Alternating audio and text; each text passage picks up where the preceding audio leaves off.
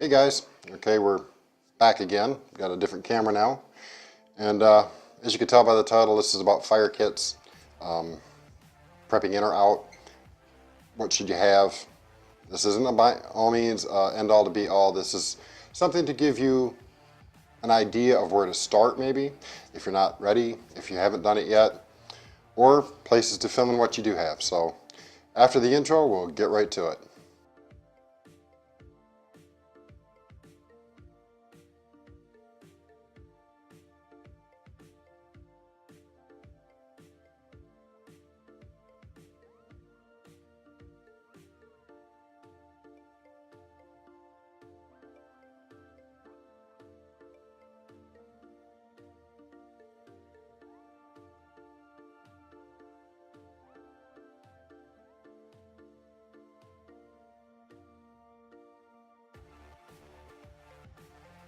Okay, welcome back.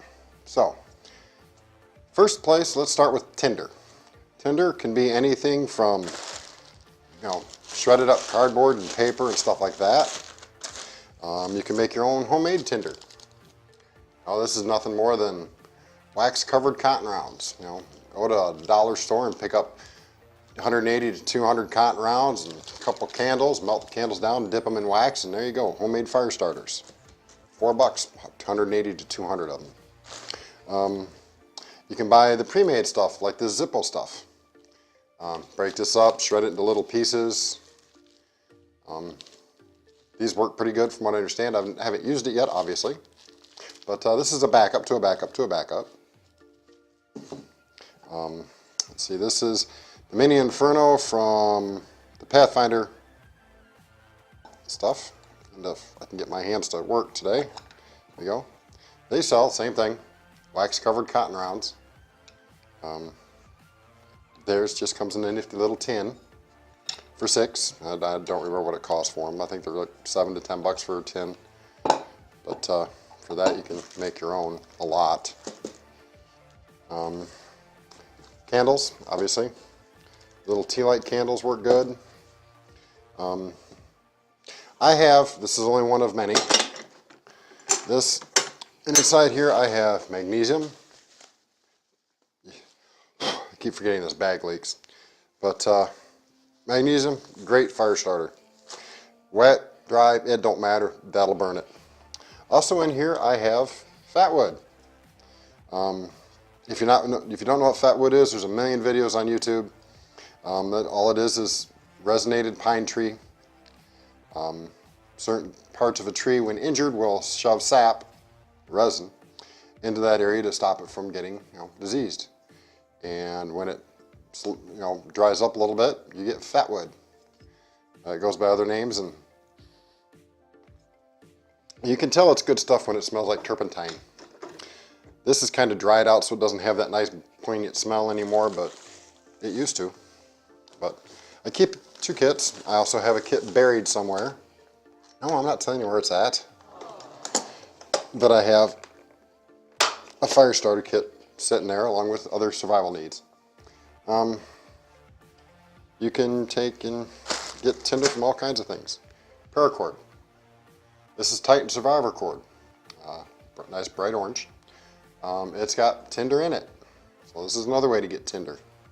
Something else I forgot to put on the table is jute cord. Hemp cord, whatever you want to call it. Nice fine twine. Works really good. Excuse me, I'm keep checking things because I'm not sure how much of this is actually working right now anymore. But anyway, that takes care of Tinder. Not quite. You could also use Esbit fuel tabs.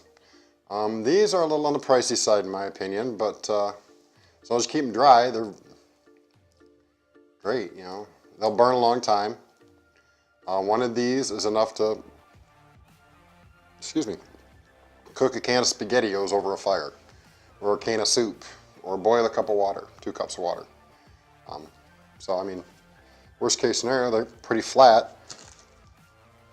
See, there's 4 there and there's 4 here, or 3. Yeah, 3, but these take up a lot less space than this does.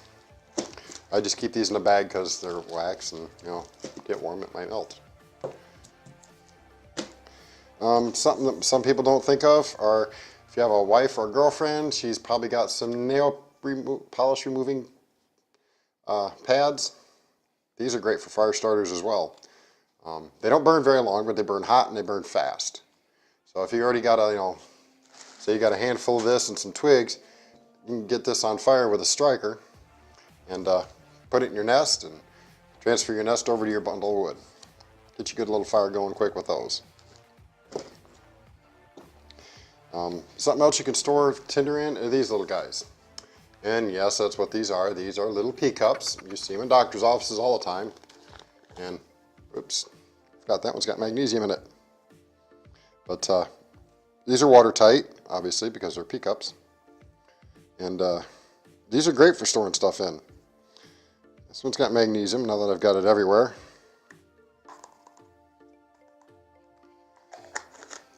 I've also got matches in one. I got some fat wood shavings in another one, mora dust as you could call it.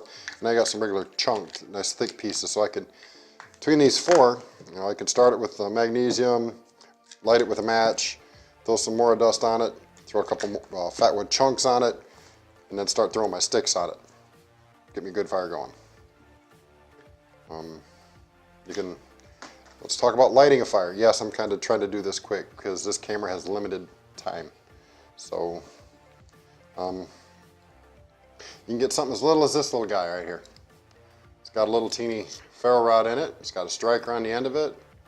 It's got a small place at the tip to carry some tinder, although it's not very much. And this little guy has an emergency whistle on the end of it. Not very loud, but it's loud enough to get attention. Or you can get something as big as this, and I call this Bertha. She's a 1/2 inch by 6 inch ferro rod, ferrocerium. And one of these will last virtually, well, I ain't gonna say forever, but you can get a good year, year and a half strikes out of this if you're careful what you're doing. You do it right the first time instead of sitting there scraping forever. You need a good 90-degree spine. And to demonstrate, whee, sparkies. Sorry, I like sparks. We'll get over these in a minute. But good ferro rod. You don't have to have one this big. This is, I found this piece of fat wood and I wanted to put a ferro rod in it, so I did it myself. And that's a little piece of fire cord on the end of it. So I've got, I got my tinder, I got a striker. Most guys have one of these. These will work. Takes a bit of practice to get one of these to work, but these little torch igniters will work to start a fire. If you've got the right stuff. Some paper like this, some mora dust. That'll work. Another way to strike a fire, good old flint and steel. This is an art form. You also need some char cloth that works best with, but this is an art form. If you've never done this before, go out and find yourself a good piece of steel, get you a good flint rock, and practice. It takes practice learning how to do this right. Take the time to learn it. Something else you can do or light with are lighters. These are $1 a pack. Excuse me. They're cheap. Buy several packs, throw them in bags, leave them in the package. That way that they don't get depressed. Oh, poor things. Wrong kind of depressed. But get yourself 6, 7 packages of them. Throw them in different bags. Keep a couple extras for barter items. These are nice too. They give you a little extra reach when you need to reach into somewhere to light, say, a cooking fire or something. A couple of these would be nice to have in your bag. Or you can go fancy schmancy and get yourself an Tack Bic lighter cover. I got this in a box. That's the only reason I got it. Otherwise, I wouldn't have it. But keeps your Bic nice and clean, covered, and they fit nicely. And it'll float in the water. It's waterproof. Keeps your Bic pretty decent. Although there is a hole in the bottom of it. I haven't experienced any problems with it yet. But that's that. Once your fire's going, if you get, say, it's overnight, in the morning you want to get another fire going, you got a nice bed of embers, You can put some more wood on there, maybe a little bit more kindling to, give it something. Then you can take something like this, or you can make your own like I did with this. All this is an old collapsible antenna. I put that on the end of it so I got something to grab a hold of it. It's just a piece of heat shrink tubing, so it's not going to catch on fire that easy. And you can just sit there and go, blow into the coals, get them nice and hot, get your kindling going again. And there you go. You're smoking and cooking with Crisco. These are nice. These are only $1.99 at Tractor Supply Company. There's a couple other places that sell them. $2. Pull the cap off the end. And with a little rake on it, you can rake stuff around or actually direct your breath. If you got dragon breath, it doesn't matter. It's just going to light it on fire anyway, right? Last but not least, for a fire kit, I recommend some sort of knife.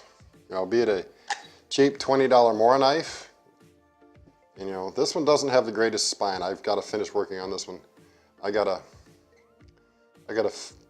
grind the spine of this one down a little bit. But Mora knives are very sharp right off the package. Great for processing wood, small sticks with. Something like this. It's also 20 bucks. This is an Elk Ridge bushcraft knife. I have put this thing through hell in the last year, and she's held up pretty good.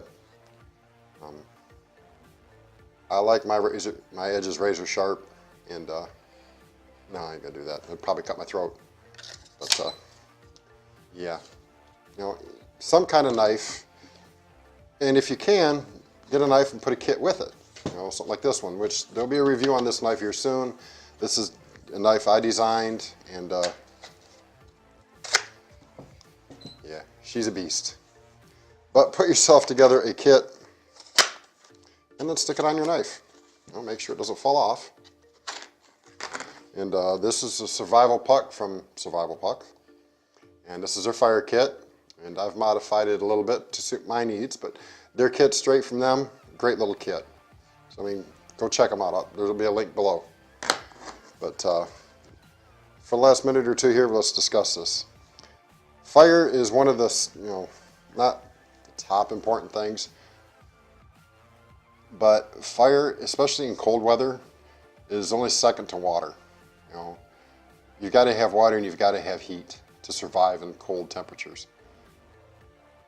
Shelter, make that after your fire. Unless, of course, you're doing a lot of wood cutting, then you're going to sweat a lot, and you'll produce enough body heat. But the second you're done working, you're going to freeze. So getting yourself a fire is a must in cold weather. Plus cooking. If you're in an area where the water, you're unsure of it, you need to boil that water, and you got to have a fire to do it. So having some sort of a fire kit and a way to make, process your wood, get the fire going, knowing how to baton, knowing how to make feather sticks. And I'm not going to go over that in this video. I may do that in another video sometime. Let me know below if you want me to do a video on that. I will. But you've got to have the things handy. Even if it's nothing more than a Zippo, some lighter fluid, a few extra flints. Throw them inside a kit, leave them in there, Or you can use this for bartering if necessary. But having the stuff available at a moment's notice is, a pretty important thing. It's just like water. Being able to boil water, purify the water. And I'm going to be doing one on water purification, and it's going to be a short video. I'm not going to actually go through a whole bunch of stuff. I'm probably going to do a little bit of that when I do a video with this knife. Not, like I say, not a whole lot, just kind of something short. But yeah, this is just a short video, less than 20 minutes, just to give you an idea of what to think about. Like I say, this isn't an end-all to be-all. This is geared toward people who haven't started yet, who are thinking about it but haven't done it. So, get yourself a couple ammo cans, put yourself a couple kits together. You don't have to put them in your car, although having a kit in your car is a smart thing to do, especially if you live in cold weather climates, north of the Mason-Dixon line, as the old saying goes. Of course, this year, Anywhere would be a good idea to have a fire kit. But go out and learn how to use a flint and steel. It's another good, thing to learn. But, I just went through a bunch of small stuff. These are like $12 for 10 of these little jars. Pick yourself up a couple. You can make yourself a couple little kits, fill it with cotton balls, with Vaseline on it, whatever little fire tinder you want to use. You can put them in these. These are watertight. They'll float if need be. And they're virtually indestructible. I mean, I could throw this across the room, and unless I'm got it full of something extremely heavy, it's not going to break. Unless, of course, I get really stupid. Yeah, I probably could break it. Oh, excuse me. But simple. Fire kits are probably one of the easiest things to put together in a survival kit of any kind. It's just a little bit of thought, having some extra tools to go with it. You don't have to have a $300 knife in a kit. You can get away with a $20 knife in the kit. You could probably get away with a $10 knife if it's a fixed blade. You'll definitely want a fixed blade for your fire kit. It just makes it so much easier to process your wood. So that's it for this video, and I will catch you guys next time. Hey, this is Dave. Thanks for watching the den. If you like what you see, hit the little subscribe button that's going to be up here or down there. If you want to know when we release a new video, hit that little bell icon, click receive notifications, and that way you know when we release a new video. Again, thanks for watching the den. I'm Dave. I'm Charlie. Remember, keep them loaded. Keep it safe. Peace.